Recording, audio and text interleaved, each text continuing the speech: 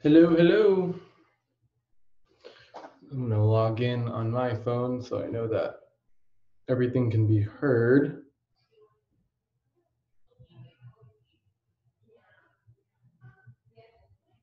Let's see here.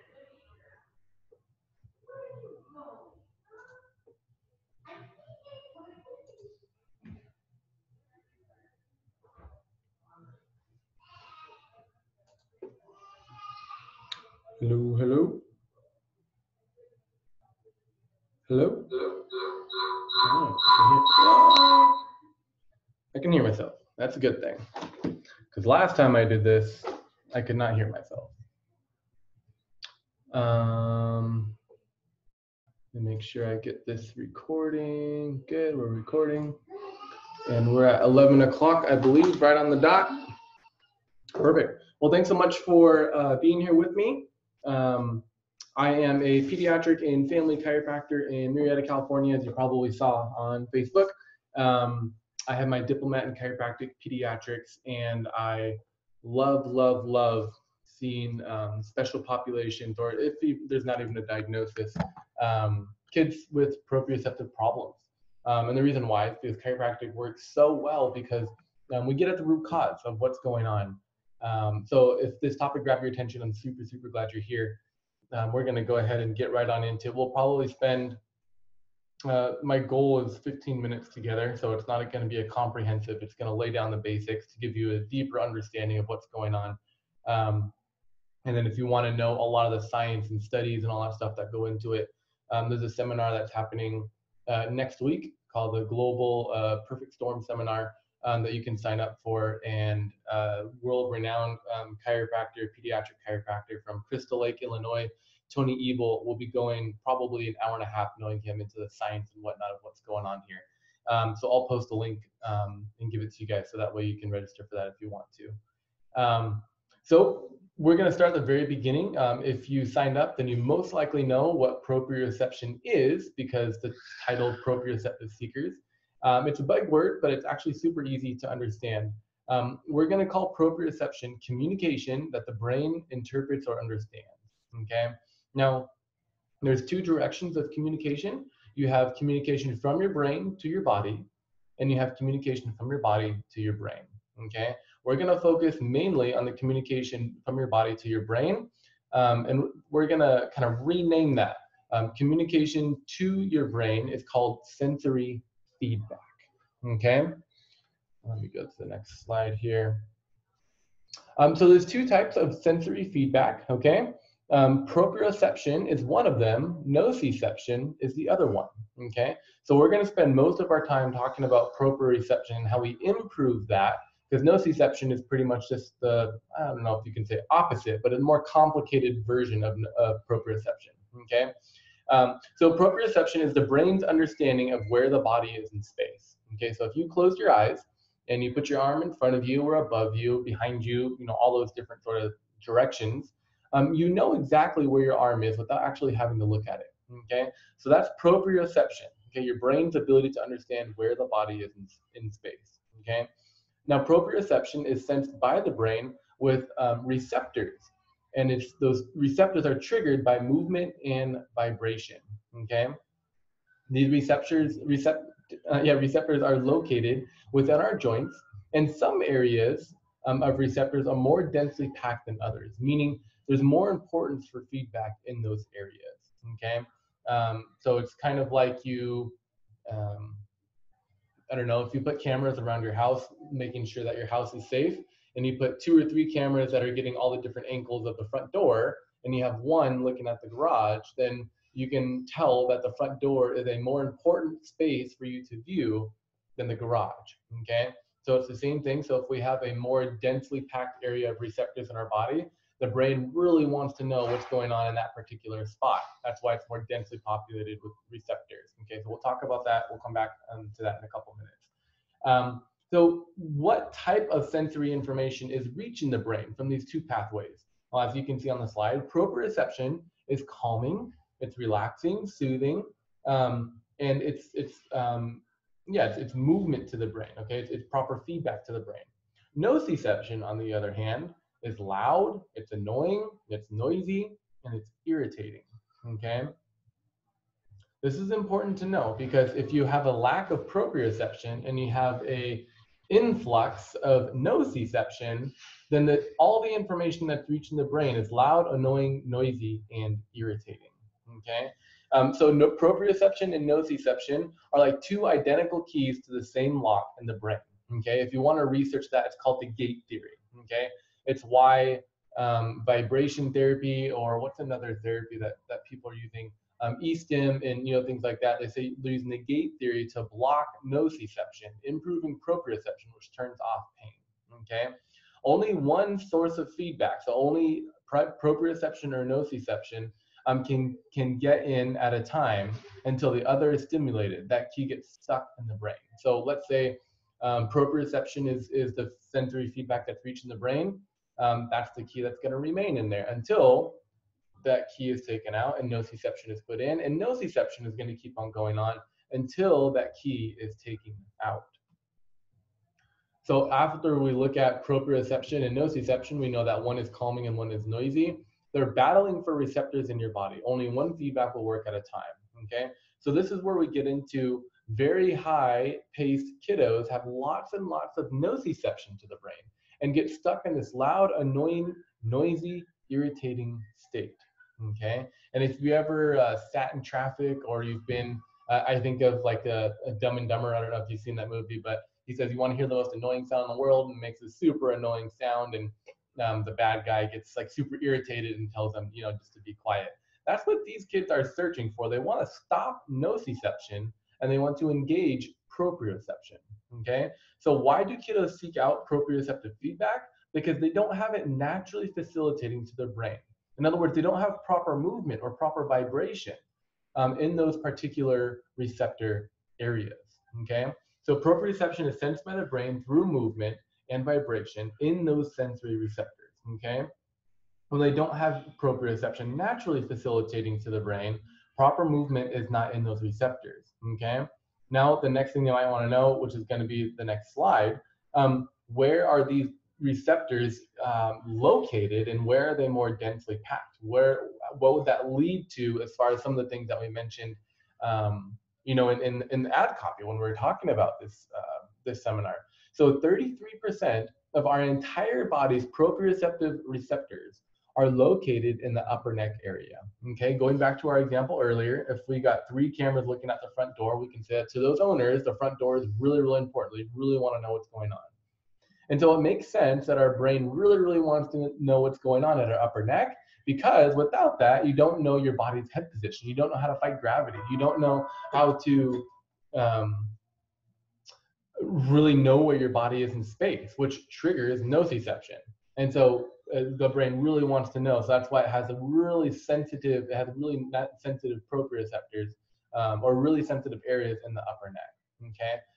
So if you look at this guy here, as I mentioned, 33% of receptors are located in the upper neck.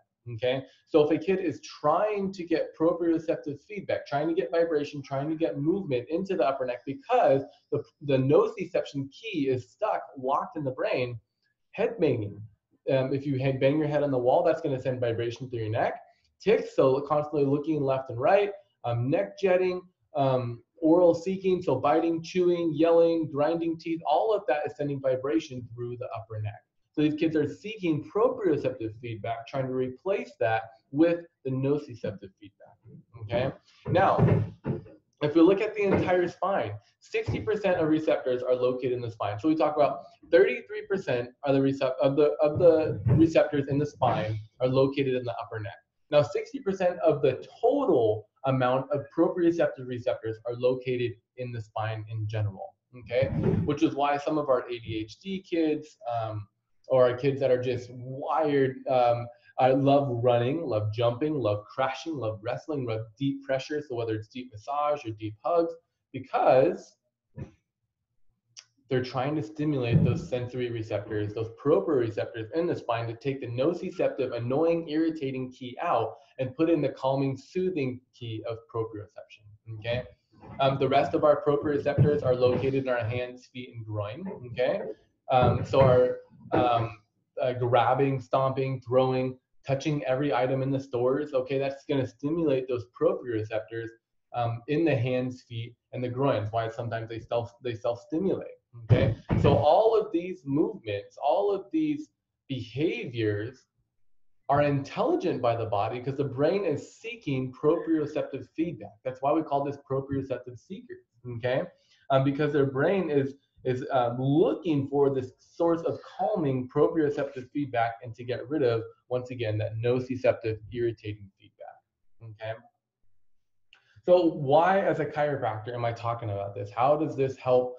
Why do I see kids with proprioceptive, seeking issues, okay? Well, as a chiropractor, my responsibility is to locate areas not giving the brain proper feedback, okay? Especially when you look at in the upper neck. If the upper neck isn't moving the way it's supposed to, the proprioceptors aren't being stimulated, which means that the nociceptors are taking over, which leads to those type of behaviors. And so what we do is once we find the areas of poor movement or the lack of vibration or the lack of energy within the spine, then we create adjustments, which induce the proper signaling to the brain, okay? And what this does is it initiates or facilitates the proprioception that they're seeking and craving inside, and that they're creating more on the outside, they're able to make it within. So instead of doing head banging, jumping, self-stimulating, those sort of things, or tics and that sort of thing, they're able to receive that proprioceptive feedback from the inside.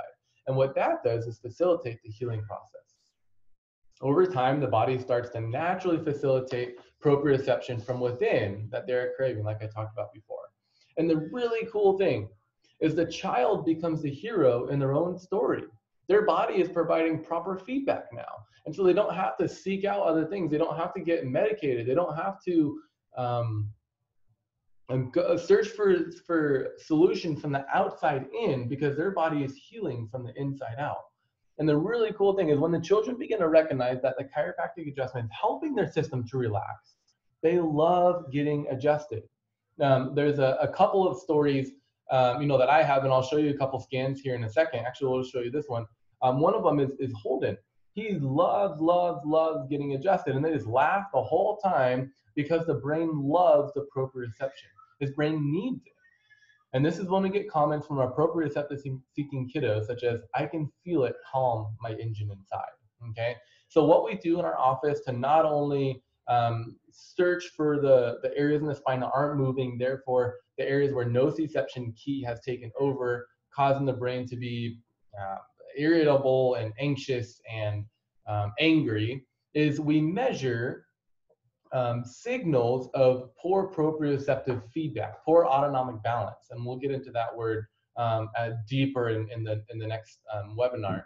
But these are two scans that we do here in our office. We do this one, which is called infrared thermography. It measures an imbalance in the body's ability to regulate or self-regulate. You have two self-regulating behaviors. One of them is survival. One of them is thrival. We call it rest, relax, digest, so proprioceptive feedback. The next one is surface EMG, okay, and this measures muscle tension. So if your muscles are really tight, then that obviously restricts movement, especially if you're really tight on one side and not on the other. That's going to give nociceptive feedback because these joints aren't able to move like they're supposed to.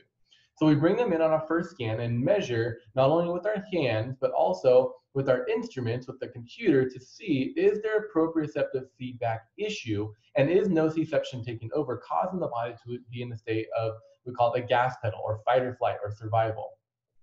Pre-scan, this brain is feeling noisy. They're not listening well. They have behavior issues. They're proprioceptive seeking. There's lots and lots of energy. Okay. However, post adjustments, okay, what we're able to do is we're able to see that subjectively they have more focus. They have positive energy use, meaning they're not using it banging the wall and things like that. They're able to balance and control their emotions, and feels calm. Like he can understand that his brain is able to understand what's going on in the environment, and less extra energy, okay, because the body isn't having to generate energy to find proprioceptive feedback on the outside.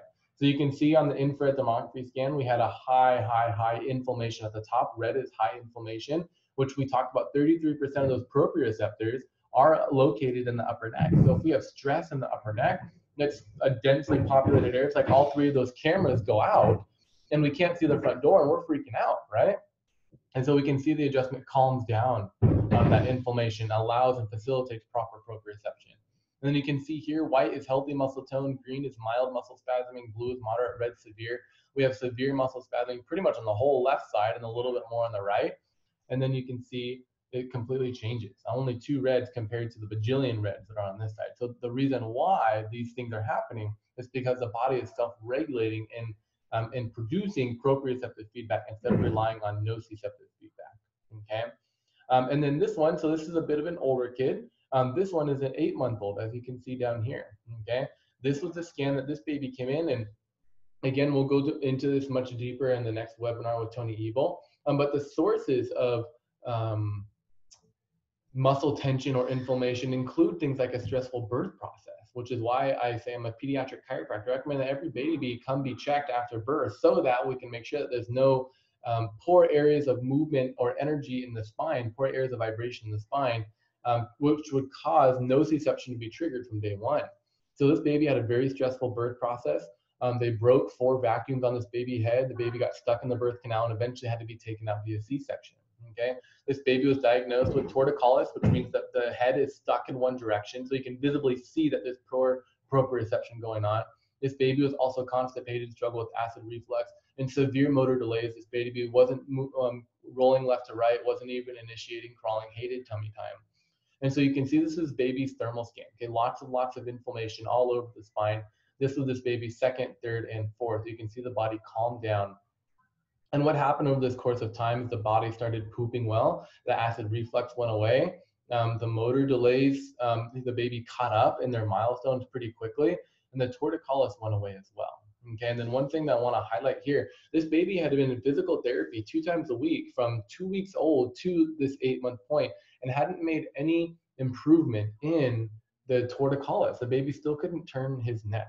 Okay, and this is very important to understand because this shows that while PT may be helpful in relaxing the muscles, it doesn't do justice in getting to the root cause of stimulating those proprioceptors so that nociception turns down, so that the body and those muscles specifically get calm, and so that the body can facilitate and produce its own sensory feedback so that the body can properly be in this balance of parasympathetic relaxation, digestion, neurodevelopment, instead of being stuck in the opposite of survival mode. There's a quote that I love in my office. I say all the time, you can't be in growth and defense at the same time.